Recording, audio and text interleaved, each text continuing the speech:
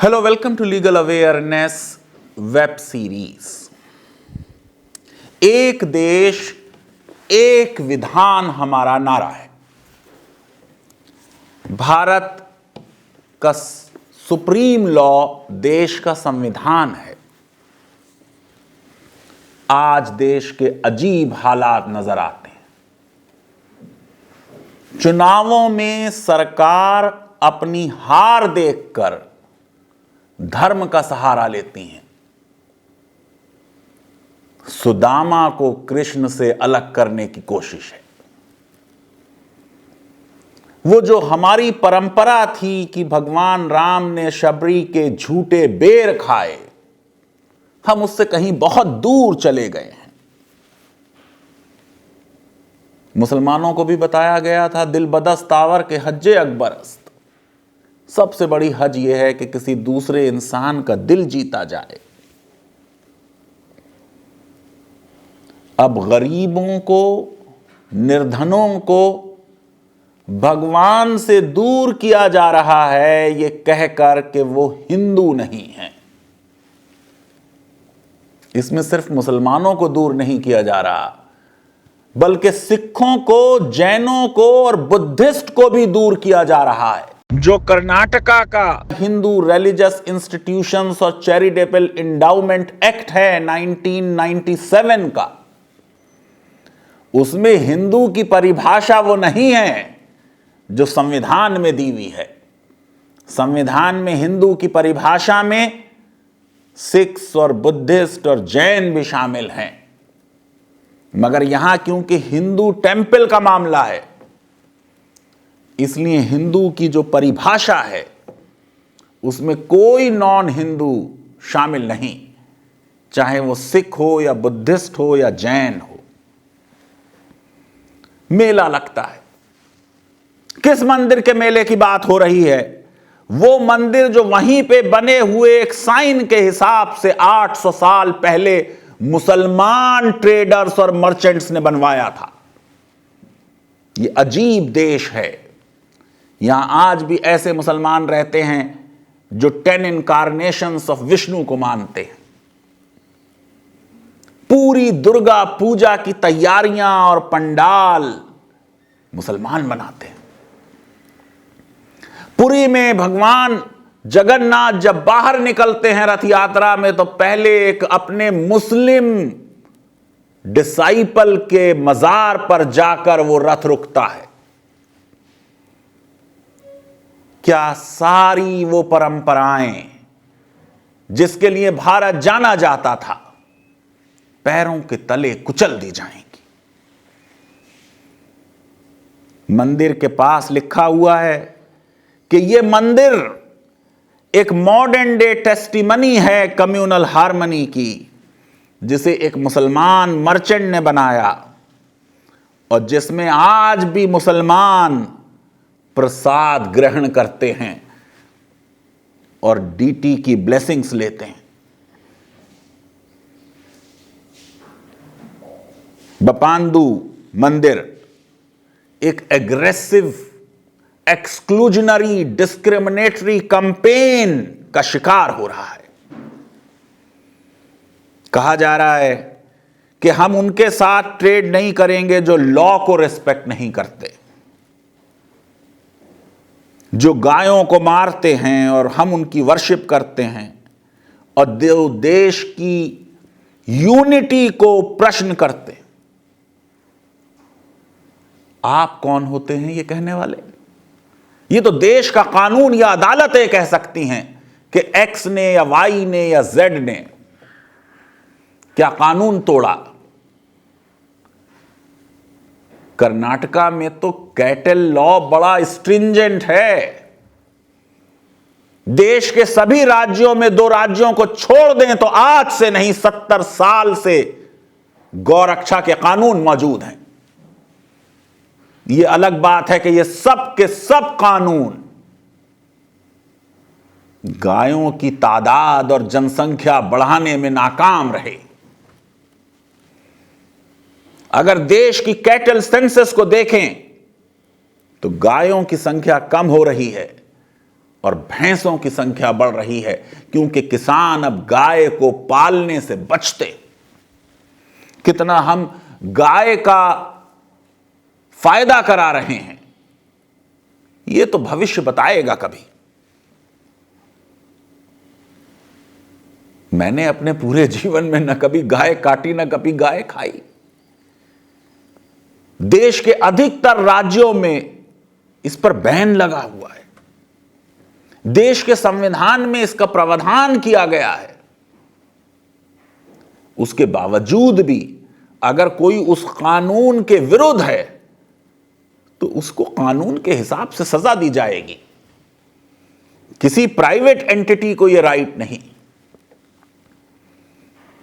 देश की यूनिटी के विरुद्ध है यह कहना तो देश की इंडियन पीनल कोड के सेक्शन 153A 153B के तहत अपने आप में एक जुर्म है, एक क्राइम है।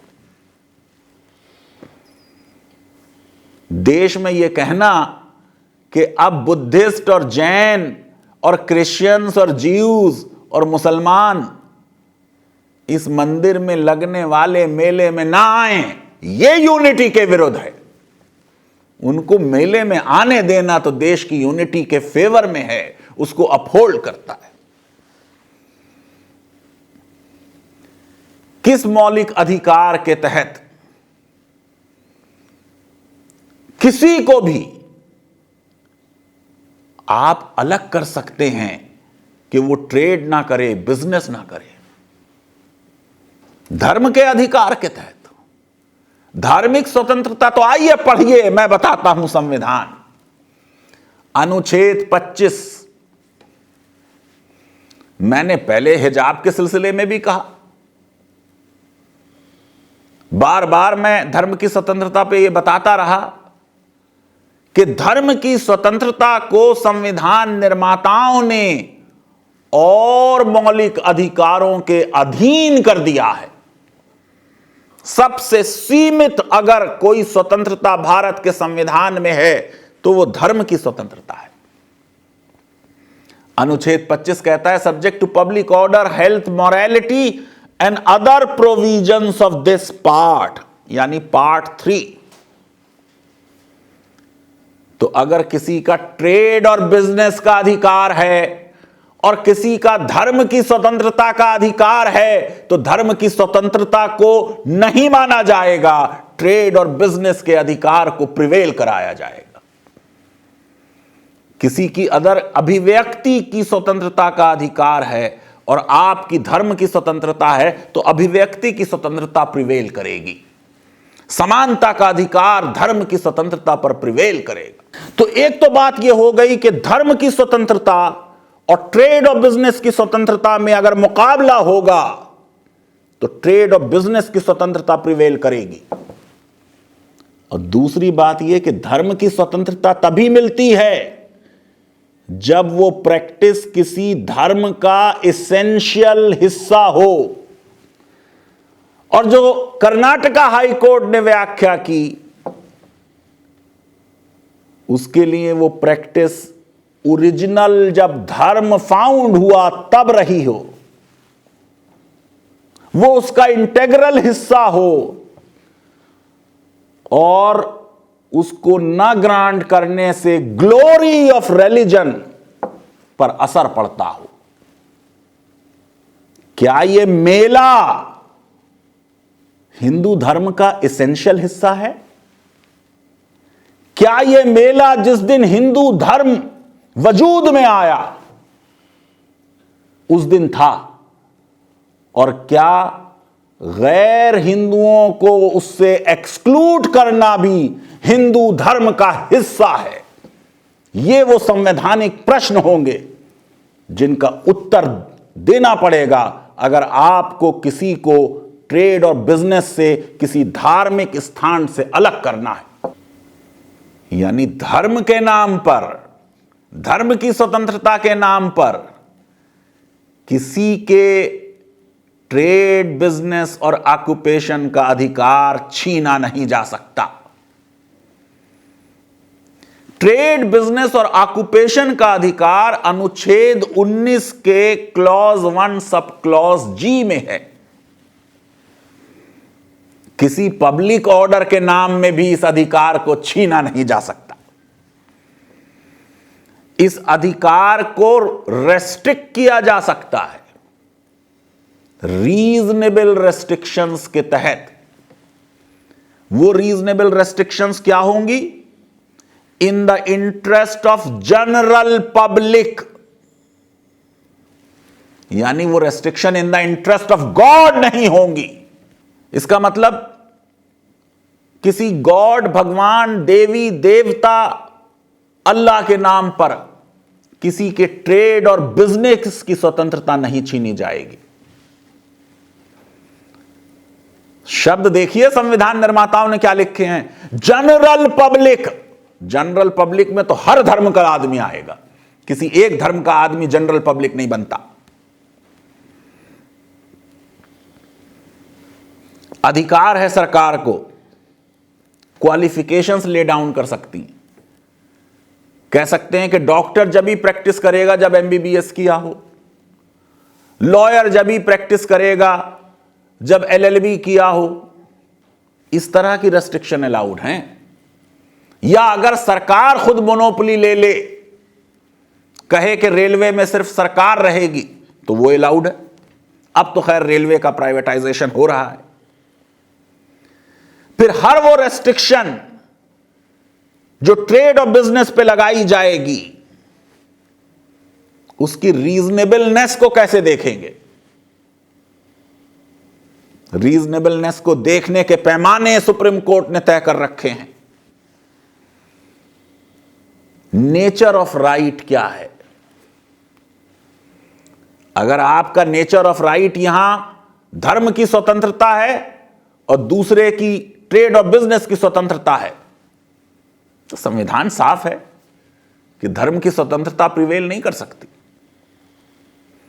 क्या राइट इन्फ्रिंज हो रहा है वो देखा जाएगा।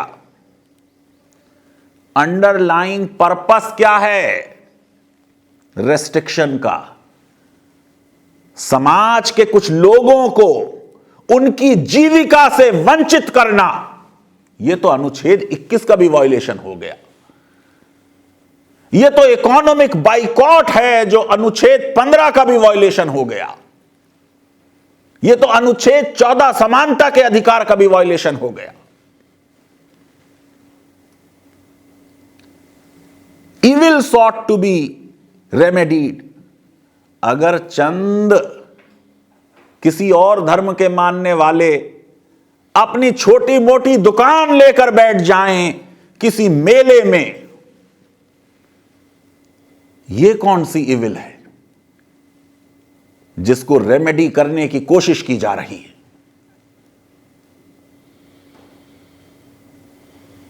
यह तो जो भारत की विभिन्नता है, जो भारत का प्लूरलिज्म है, जो भारत की डाइवर्सिटी है, उसके विरुद्ध है। और यह तो भगवान के भक्तों की चॉइस कि वो किससे सामान खरीदें उसको लिमिट कर रही है।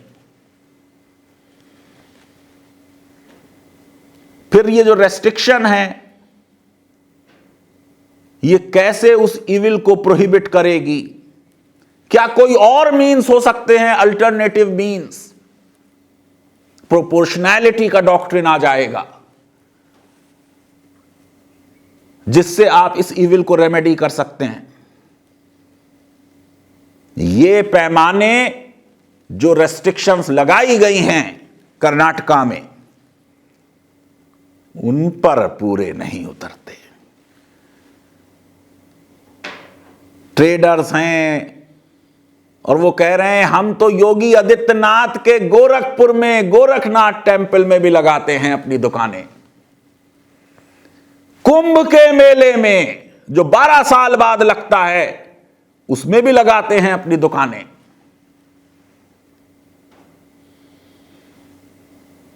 हम कहां अपने देश को ले जा रहे हैं? हम ने क्या तय कर रखा है कि रूल ऑफ लॉ में भारत की रैंकिंग को हम बिल्कुल रॉक बॉटम पे लाके मानेंगे। कानून की बात आप मुझसे सीखते रहे हैं, आज भी आपको बताता हूं। जो ये एक्ट है Karnataka Hindu religious institutions and charitable endowment act 1997, इसके तहत एक रूल बना, रूल 31 सब क्लॉज 2 2002 का। उसमें यह कहा गया कि साहब कोई प्रॉपर्टी और लैंड नॉन हिंदूज को लीज पे नहीं दिया जाए। और आज कहा जा रहा है कांग्रेस ने बनाया था रूल, कृष्णा चीफ मिनिस्टर थे, आज तो खैर कृष्णा जी बीजेपी में ही हैं। कानून समझ लीजिए, यह डेलीगेटेड लेजिस्लेशन है, एक कानून के तहत लॉ बनाया गया है, यह संविधान के विरुद्ध नहीं जा सकता। इसी तरह का रूल अमरावती में बनाया गया, Andhra Pradesh charitable and endowment act के तहत। हाई कोर्ट ने अपहोल्ड किया, सुप्रीम कोर्ट ने उस पर स्टे लगा दिया और सुप्रीम कोर्ट ने कह दिया कि इम्परमिसिबल है किसी भी ग्रुप को एक्सक्लूड करना।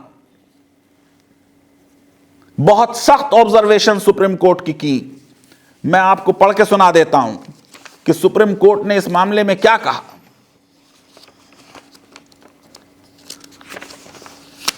सुप्रीम कोर्ट ने कहा it is impermissible for the respondent contemnors, contempt of court भी हो गया, to either exclude the licence holders from participating in the auction or from being granted leases, including in the shopping complexes constructed by the state on the ground of their religion.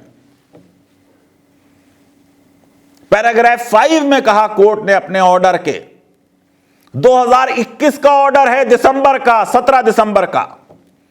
In the circumstances, in order to enable the respondent contemners to obviate any coercive steps being taken against them for the breach of order of this court, we direct that none of the tenants and shop holders shall be excluded from participating in the auction or from the grant of leases, including the shopping complex, on ground of their religion. Direction दे रही है court कि अगर आप चाहते हैं कि आपके विरुद्ध अरेस्ट ना हो जाए आपकी, तो किसी किराएदार को, किसी शॉपकीपर को किसी ऑक्शन में पार्टिसिपेट करने से, उनके धर्म की वजह से आप एक्सक्लूड नहीं कर सकते। संवैधानिक मॉरलिटी, नवतेज सिंह जौहर में सुप्रीम कोर्ट ने कहा कि कॉन्स्टिट्यूशनल मॉरलिटी को शहीद नहीं किया जा सकता, क्योंकि सोशल मॉरलिटी उससे भिन्न है। क्योंकि देश सिर्फ संवैधानिक मॉरलिटी से, कॉन्स्टिट्यूशनल मॉरलिटी से चलेगा, क्योंकि rule of law constitutional morality में निहित है। सोशल मॉरलिटी को, मौलिक अधिकारों का उल्लंघन करने की किसी भी व्यक्ति की लिए विरुद्ध इजाजत नहीं होगी। और ये जो कॉन्स्टिट्यूशनल मॉरलिटी है, ये तो बेस्ड है on the recognition of diversity of our society, देश की विभिन्नताओं पर बेस्ड है। तहसीन पूनावाला का 2018 का जजमेंट, लिंचिंग का मामला, कोर्ट ने कहा कि रूल ऑफ लॉ का प्रिंसिपल राज्य के ऊपर यह ड्यूटी लगाता है कि वो देखे कि कोई विजिलेंटिज्म ना हो। काउ विजिलेंटिज्म का खास तौर से जिक्र किया, किसी के विरुद्ध कोई प्राइवेट पर्सन, इंडिविजुअल, ऑर्गेनाइजेशन या इवन राज्य को यह अधिकार नहीं कि किसी को ट्रेड और बिजनेस करने से रोका जाए। भगवान की शरण में आने से रोका जाए। एक तरफ तो कहा जा रहा है कि भारत में रहने वाले सब लोग हिंदू हैं, और दूसरी तरफ कहा जा रहा है कि नॉन हिंदूज को बिजनेस नहीं करने दिया जाएगा, उनका इकोनॉमिक बाइकॉट होगा। यह तो मैंने कानून बता दिया कि कानून की नजर में जो कुछ हुआ है कर्नाटका में वो असंवैधानिक है और इल्लीगल है। लेकिन अगर दिलों में गुंजाइश नहीं रही, अगर किसी की दुकान भी लग जाए और उस दुकान से कोई खरीदार खरीदे नहीं, कोई कानून दिलों में मोहब्बत नहीं डाल सकता। गरीबों से, निर्धनों से, पैटी ट्रेडर्स से इतनी नफरत क्योंकि उनका धर्म अलग है। इसका मतलब आपका विश्वास देश के संविधान में पूरा नहीं। अगर देश के संविधान में विश्वास है तो रूल ऑफ लॉ तो यह डिमांड करता है कि सारे नागरिक बराबर हैं। अनुच्छेद 19 देश के हर नागरिक को ट्रेड और बिजनेस का अधिकार देता है। कल अजमेर में और कलियर में और निजामुद्दीन में उर्स होगा और ईद के मेले लगेंगे, तो क्या मस्जिदों और दरगाहों की मैनेजमेंट कमेटीज गैर मुस्लिमों को बिजनेस करने के अधिकार ना देंगी? अगर ऐसा हुआ तो यह देश के लिए बड़ा दुर्भाग्य होगा।